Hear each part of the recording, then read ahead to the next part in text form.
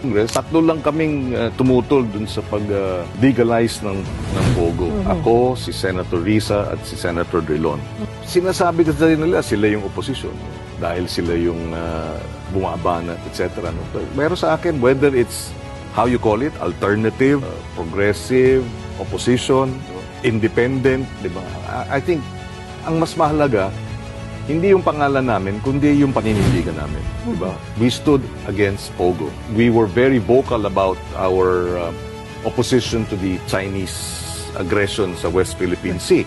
Samantala yung ibang mga senador, dinidepensahan pa o kaya nananahimik. We stood up against EJKs. No? And of course, corruption. We paid for it dahil walang patid yung pagdidemonize sa amin, paninira sa social media, pati mga anak ko, no? May death threats, may threat ng rape.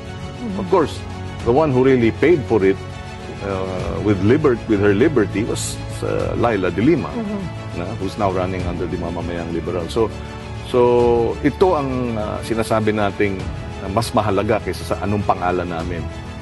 O anong kulay natin, di ba? Ang mahalaga, ano ang paninindigan.